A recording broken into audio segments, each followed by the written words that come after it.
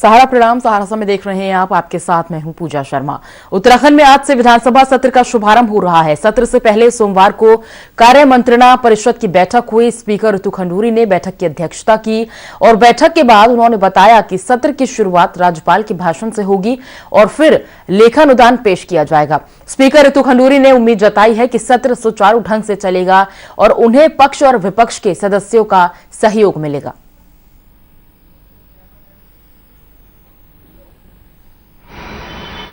है कि गवर्नर साहब का भी भाषण होगा और लेखानुदान जो अभी 22-23 है उसको भी हम पटल पे रखेंगे। और बाकी जी, आपका भी पहला सत्र और बहुत सारे विधायकों सभी का पहला सत्र, किस तरीके का एक आपस में देखिए हाँ, बहुत चुनौतीपूर्ण है। गर्व का भी है क्षण मेरे लिए और चुनौतीपूर्ण भी है, लेकिन मुझे पूरा विश्वास है कि नए पुराने सब मिलकर सौहार्दपूर्ण वातावरण में बजट का हम पास करेंगे। तो मुझे पूरा विश्वास है कि अच्छे से सदन चलेगा।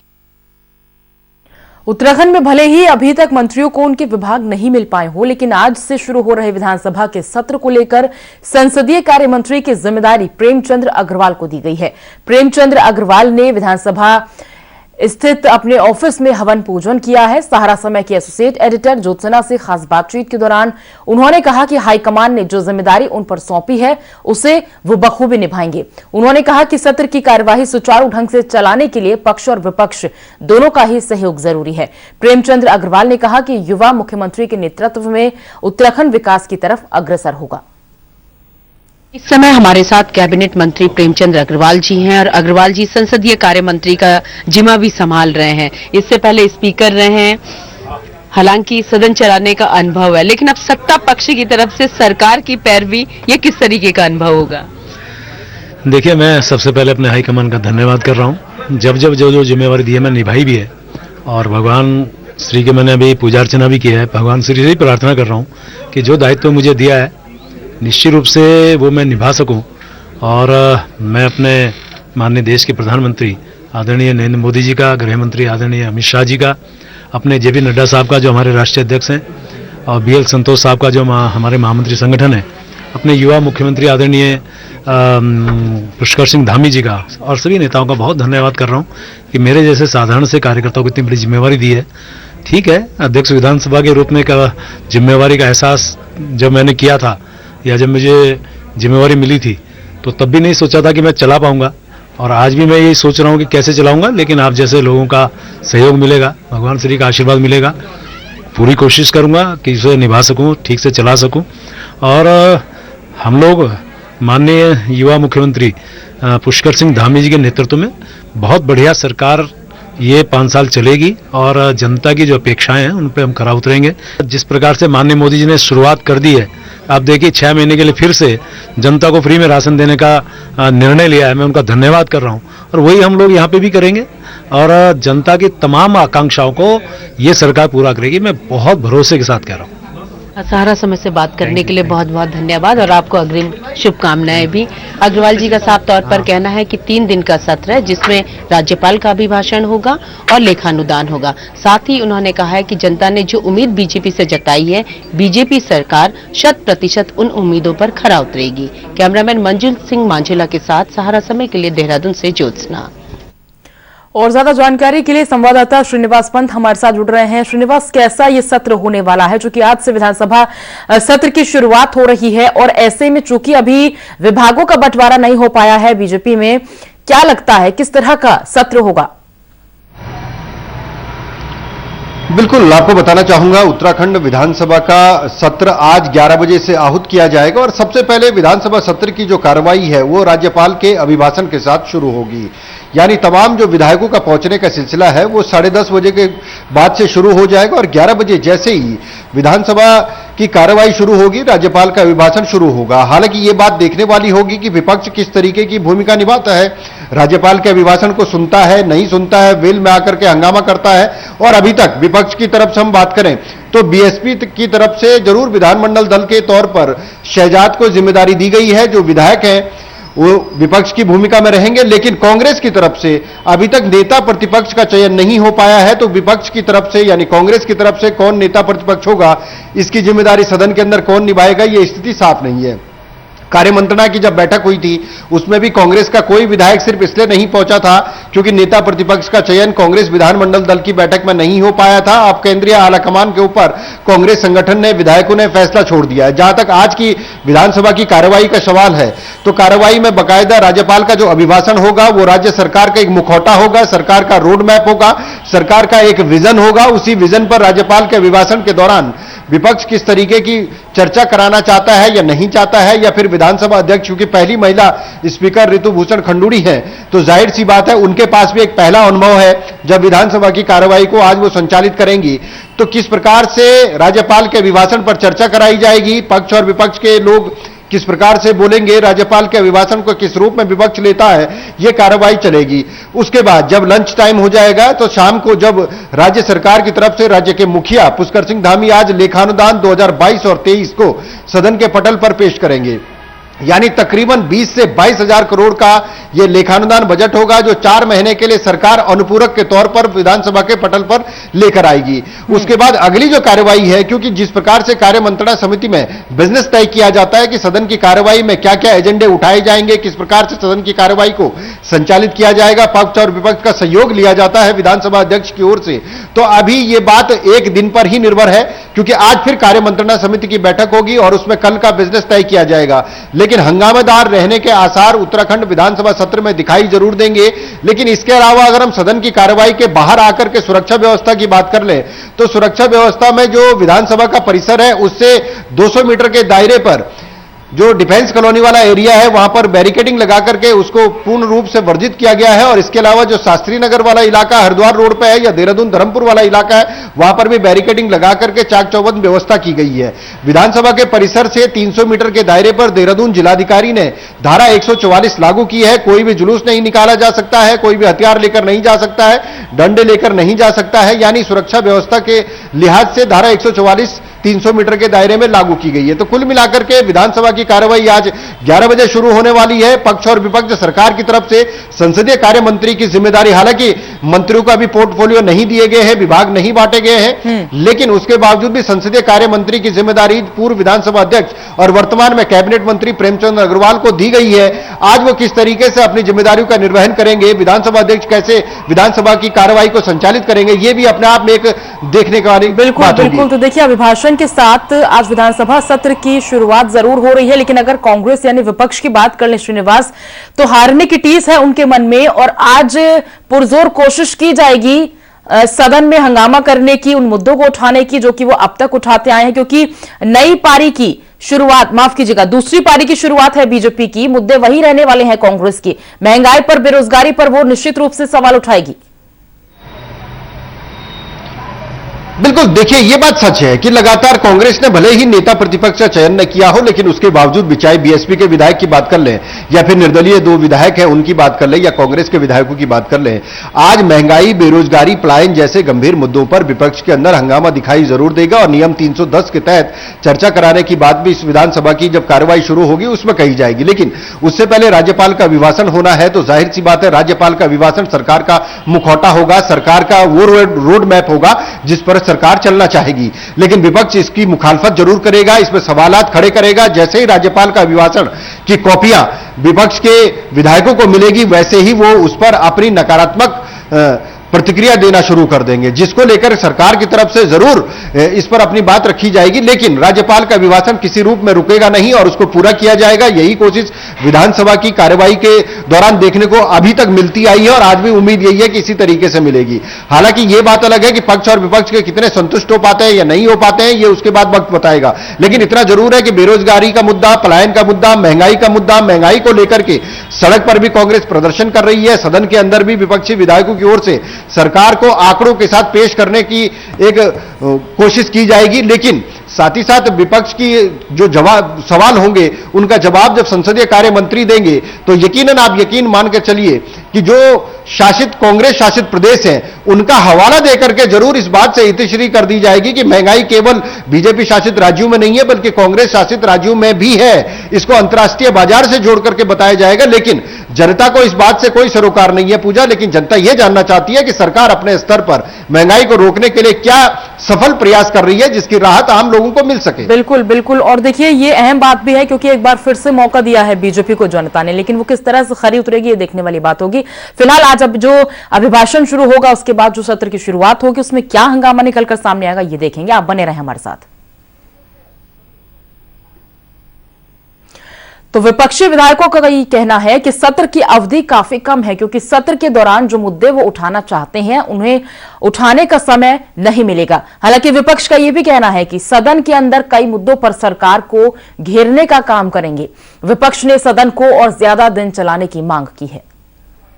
खनन बहुत चरम पे है तो उसके विषय में भी सदन में बात रखनी है। महंगाई भी 3.5 रुपये डीजल बढ़ गया है, 50 रुपये गैस पे बढ़ गए हैं। सभी मुद्दे हैं जो हमें सरकार के समक्ष रखने हैं और जनता के सामने लाने हैं। तो उन मुद्दों को लेकर के हम तो बहुत ही ज़्यादा उत्साहित हैं कि जनता के मुद्दे हम सरकार के सामने रखें और सरकार उनका निराकरण करे। लेकिन 2 दिन का सत्र की बात हुई है, 2 दिन बहुत काफ़ी नहीं है, लंबा सत्र चलना चाहिए, ऐसा मेरा मानना है। हल्द्वानी से नवनिर्वाचित विधायक सुमित हृदेश का यह कहना है कि भले ही कांग्रेस के पास संख्या बल 19 का है लेकिन वो सरकार को घेरने के लिए काफी है। सदन में सरकार को घेरने के लिए कांग्रेस ने रणनीति बनाई है। कितनी पैनी नजर इस प्रदेश की व्यवस्थाओं पे, जो कि आर्थिक सामाजिक न्यायिक व्यवस्थाएं हैं, उन पर कितनी पैनी नजर बना के सरकार ने रखी है और क्या उनका मास्टर प्लान है, गवर्नर साहब के अभिभाषण के बाद पता लगेगा। और देखिए जो यहाँ की क्षेत्रीय समस्याएं उनको तो हम पूरा उठाने के लिए मजबूती के साथ, जैसे पहले यहाँ से हमेशा मजबूती के साथ सदन में माता जी ने आवाज़ उठाई, मेरी आशा यही है कि उसी मजबूती के साथ, उन्हीं संसदीय परंपराओं के साथ यहाँ की जो ज्वलंत समस्याएं, चाहे हम ISBT की बात करें, चाहे हम जू की बात करें, चाहे हम रिंग रोड की बात करें, चाहे स्टेडियम जिसका हैंडओवर ये सरकार नहीं ले पाई, खेल और खिलाड़ियों के लिए बहुत बड़ा नुकसान पिछले 5 वर्षों में हुआ है। तो इन सारी समस्याओं को लेके बिल्कुल हम सदन में मुखर भी होंगे और मेरा प्रयास ये रहेगा कि समन्वय बैठाकर संबंधित मंत्रालय से या माननीय मुख्यमंत्री जी के उनसे दफ्तर से इन कार्यों को कराने की गति को। श्रीनिवास पंत हमारे साथ जुड़े हुए हैं। श्रीनिवास, जैसा कि हम जिक्र ही कर रहे थे कि विपक्ष आखिर किन किन मुद्दों पर आज हंगामा कर सकता है, तो सुमित हृदेश को हम सुन रहे थे, वो लगातार यही कह रहे हैं कि हम सारे मुद्दों पे हमारी संख्या बल भले ही कम है लेकिन हम मुद्दों को उठाएंगे। और ये विपक्ष की कह सकते हैं कि एक प्लानिंग है कि वो तमाम मुद्दों को उठाएंगे, चाहे वो महंगाई हो, बेरोजगारी हो या पलायन हो। बिल्कुल पूजा, देखिए जिस तरीके से उत्तराखंड विधानसभा की कार्रवाई आज 11 बजे से संचालित होने वाली है, मुद्दे उठाने से पहले जो राज्यपाल का अभिभाषण होगा उसमें देखिए सबसे बड़ी चीज उत्तराखंड विधानसभा में इस बार जो देखने मिलेगी, विधानसभा का अध्यक्ष यानी पहली महिला स्पीकर बनी ऋतुभूषण खंडूड़ी, उनका पहला कार्यकाल यानी उनका पहले कार्यकाल का पहला दिन। दूसरा, संसदीय कार्य मंत्री, हालांकि उनको अनुभव है, पूर्व विधानसभा अध्यक्ष हैं, लेकिन संसदीय कार्य मंत्री के तौर पर उनके पास भी ये पहला अनुभव होगा और पहला दिन होगा कि वो अपनी सरकार की तरफ से किस तरीके से विपक्ष के विधायकों के पूछे गए सवालों से उनको संतुष्ट कर पाते हैं। लेकिन वहीं उत्तराखंड का जो आज राज्यपाल का अभिभाषण 11 बजे पढ़ा जाएगा, राज्यपाल बाकायदा जब उत्तराखंड विधानसभा पहुंचेंगे तो उनका भी ये बतौर राज्यपाल उत्तराखंड विधानसभा में पहला अभिभाषण होगा, जिसको लेकर भी सबकी नजरें टिकी होगी कि ये जो अभिभाषण होगा उस पर विपक्ष के जो तमाम विधायक हैं, अभी सुमित हृदेश को हम सुन रहे थे, वो पहली बार के विधायक हैं, तो यानी ऐसे तमाम जो पहली बार के विधायक हैं वो राज्यपाल के अभिभाषण को किस रूप में सुन पाएंगे, किस रूप में विरोध दर्ज कर पाएंगे। क्या अभिभाषण को पढ़ने के साथ साथ सुनना और उसका आकलन करना कि राज्य सरकार किस रूप में रोड मैप के साथ सरकार को चलाना चाहती है, आगे ले जाना चाहती है, वही छाप दिखेगी राज्यपाल के अभिभाषण में। इसके लिए तमाम विधायकों को बड़ी गंभीरता के साथ और धैर्य के साथ इसको सुनना भी पड़ेगा, पढ़ना भी पड़ेगा, उसके बाद ही कोई विरोध इस पर दर्ज करा सकता है। जब आपको तमाम बिंदुओं को समझ आ जाएगी उसके बाद आप इसका विरोध कर सकते हैं। पूर्ण तरीके से सुनना होगा जो नए विधायक है कांग्रेस की ओर से, ये अहम बात है।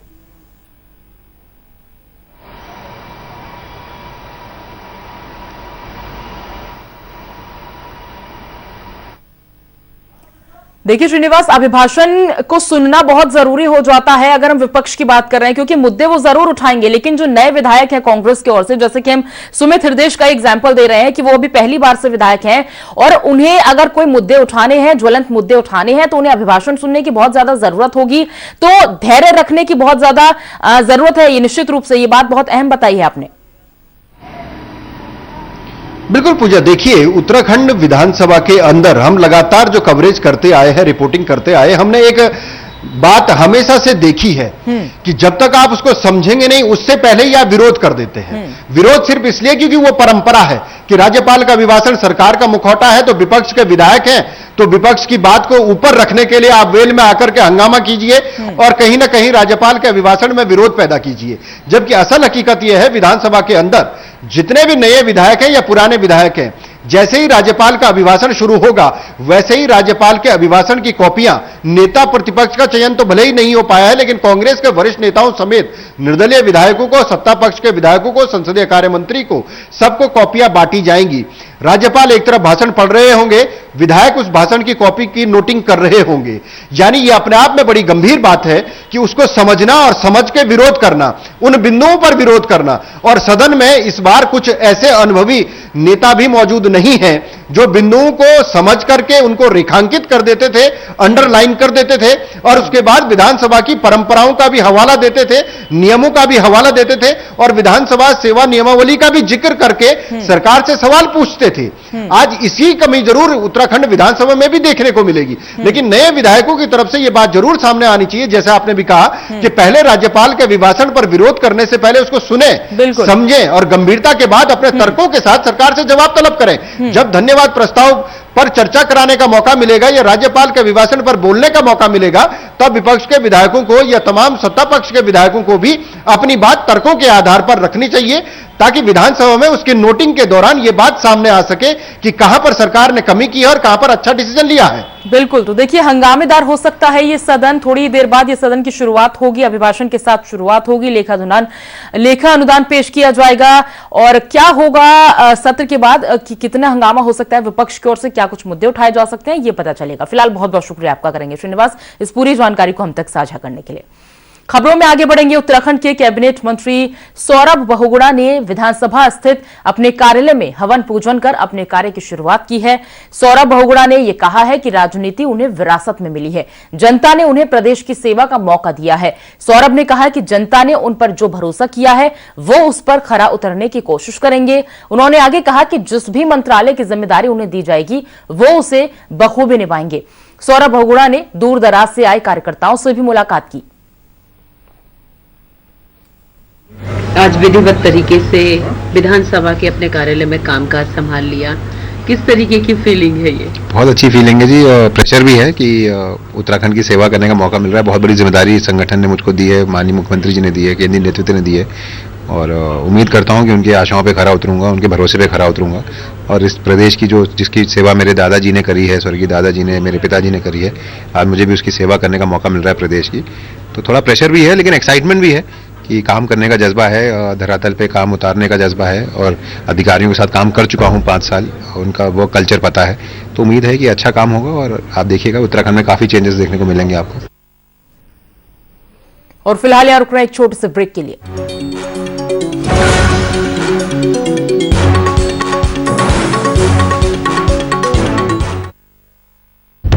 सहारा प्रणाम, हस्तक्षेप में आपका स्वागत है। आज हमारे साथ एक ऐसी शख्सियत हैं, आप हमारे दर्शकों को समझाइए, किसी को कन्विंस न कर सको तो कंफ्यूज करो। अंदाज से नहीं चलता है देश, देश चलता है व्यवहार और कानून से।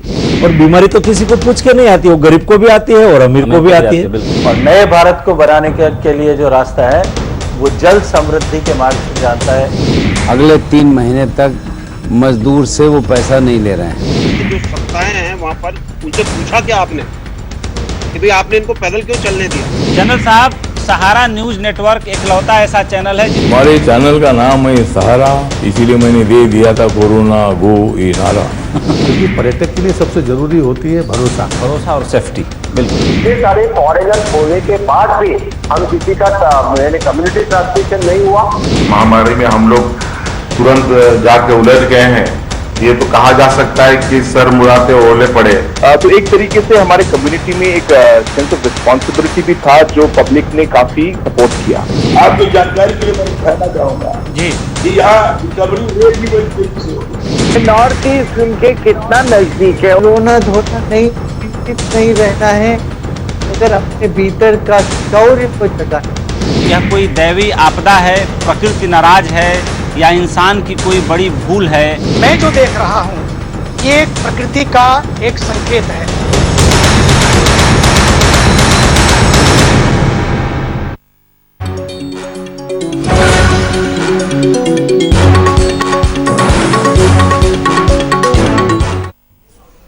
नैनीताल के भीमताल के ग्राम पंचायत सल्डी की ग्राम प्रधान ने सल्डी चौकी इंचार्ज पर फोन पर अभद्रता का आरोप लगाया है। भीमताल ब्लॉक में ग्राम प्रधान, महिला संगठन सहित कई लोगों ने चौकी इंचार्ज के खिलाफ प्रदर्शन किया है। ग्रामीणों का कहना है कि जिला पंचायत सड़क निर्माण को लेकर चौकी इंचार्ज ने ग्रामीणों के साथ अभद्रता की है, जबकि रेंजर के कहने पर कार्य को भी रुकवाया। ग्रामीणों का यह कहना है कि जब तक चौकी इंचार्ज को नहीं हटाया जाता है तब तक उनका आंदोलन जारी रहेगा।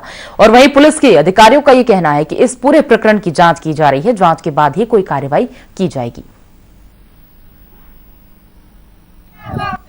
जिला पंचायत की एक सड़क निर्माणाधीन थी, जिसको लेकर गांव के दूसरे पक्ष की आपत्ति थी कि उनका मलबा दूसरे के खेत पर आ रहा। तो इस बात को लेकर दोनों पक्षों में विवाद की स्थिति थी, जिस पर थाने भीमताल पर सूचना गई और चौकी सलड़ी के सब इंस्पेक्टर राजेश मिश्रा मौके पर गए थे। ग्राम प्रधान मौके पर नहीं थी। उनके दूरभाष से चौकी इंचार्ज से जो वार्तालाप हुई है उसको लेकर उन्हें आपत्ति है कि उनके द्वारा दुर्व्यवहार किया गया। प्रथम दृष्टया कानून व्यवस्था से जुड़ा प्रश्न था, जिसके नाते उप निरीक्षक वहां मौके पर गए। यदि उनके द्वारा कोई अभद्रता इस पर की गई है तो उसकी जांच की जा रही है और तदनुसार कार्रवाई की जाएगी। मेरे को रेंजर साहब का फोन आया, प्रधान जी जब तक हमारी टीम यहाँ पे ना पहुंचे तो काम हमारी टीम पहुंचेगी, काम शुरू होगा। मैंने वहाँ पे फोन किया कि आप इस काम को अभी थोड़ी देर रोक दीजिएगा। फिर इसके बाद उन्होंने कहा कि यहाँ मिश्रा जी कह रही थी, गांव वालों ने कहा मिश्रा जी कह रही कि आप काम करिए, इसको कोई नहीं रोक सकता है। डीएम साहब की परमिशन, एसडीएम साहब की परमिशन है।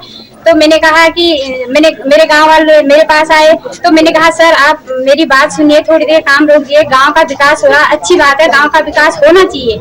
तो उन्होंने मेरी कोई बात नहीं सुनी। उनने मुझे उल्टा सुल्टा, मेरे गांव वालों को भी धमकाने की कोशिश करी और मुझे भी उल्टा सुल्टा बोल के मतलब एक ऐसी बदतमीजी से बात करी, आप कौन होती हो और आप एक प्रधान, हम कोई प्रधान को नहीं जानते, मेरे से अभद्रता से बात करी। और मैं ये चाहती हूँ कि उनको यहाँ से मतलब उसका ट्रांसफर करा दिया जाए। वो मेरे साथ भी हर किसी की शिकायत आ रही, हर महिला की शिकायत आ रही है। ऊधम सिंह नगर जिले के काशीपुर के आईटीआई क्षेत्र में एक नव विवाहिता की संदिग्ध परिस्थितियों में मौत हो गई है। मृतक महिला के परिजनों ने ससुराल पक्ष पर दहेज उत्पीड़न का आरोप लगाते हुए कार्रवाई की मांग की है। मृतक के परिजनों को सूचना मिली थी कि उनकी बेटी ने खुदकुशी कर ली है, जिसके बाद परिजनों ने थाने में शिकायत दर्ज कराई है। और पुलिस के साथ जब मृतक के परिजन उसके घर पहुंचे तो नव विवाहिता का शव मिला, जिसके बाद पुलिस ने शव को कब्जे में ले लिया। मृतक के परिजनों की शिकायत पर पुलिस पड़ताल में जुट गई है। कल शाम हमने करा फोन, भैया गया था वहाँ आगे बुलाया, पेठे की मिठाई तो भैंस फोन कर रहा तो फोन नहीं उठाया लड़की ने, किसी ने भी फोन नहीं उठाया, जवाब नहीं आया। 9 साढ़े 9 बजे 10 टाइम का होगा कि तो नहीं पता, तो सुसन ने फोन करा तुम्हारी लड़की खत्म हो गई। उसके बाद फोन काट दिया। हम गए बाजपुर थाने में, उन्होंने कहा कि तुम अपनी रिपोर्ट लिखवाओ पट्टी जाकर। पट्टी कही तो उन्होंने कही काशीपुर लिखवाओ।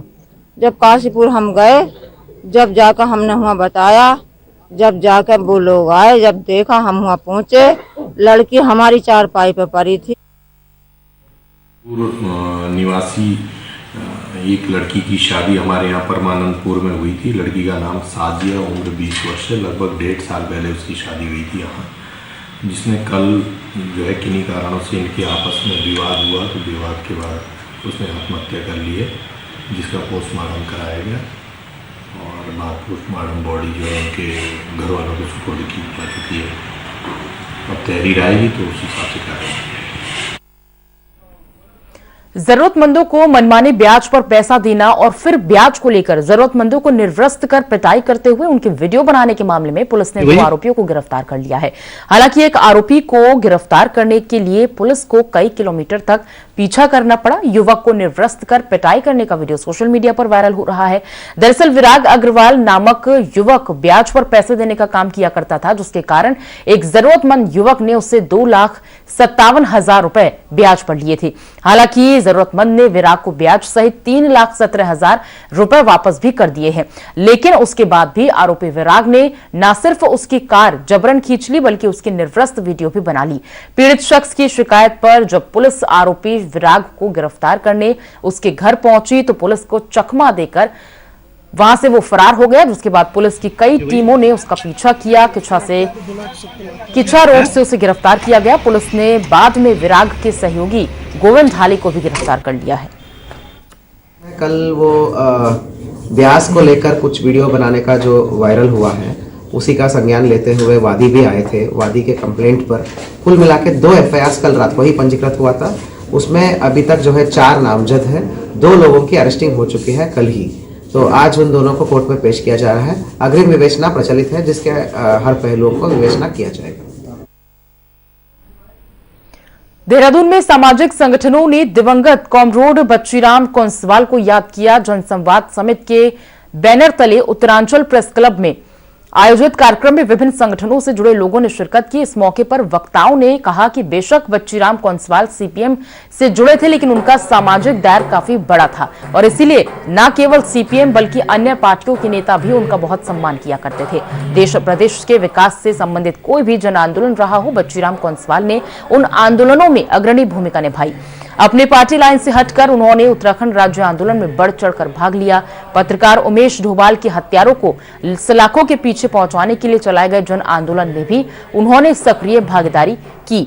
शिक्षकों को अधिकार दिलाने के लिए उन्होंने शिक्षक तक की नौकरी छोड़ दी थी। कार्यक्रम में पहुंचे वक्ताओं ने कहा कि कॉमरेड कोंसवाल के अधूरे कार्यों को आगे बढ़ाना हम सबकी जिम्मेदारी है। कार्यक्रम में कांग्रेस नेता सुरेंद्र अग्रवाल, CPI के नेता समर भंडारी, CPI ML के इंद्रेश मैखुरी, उत्तराखंड राज्य आंदोलन मंच की कमला पंत सहित कई बुद्धिजीवी और कॉमरेड कोंसवाल की परिजन शामिल रहे।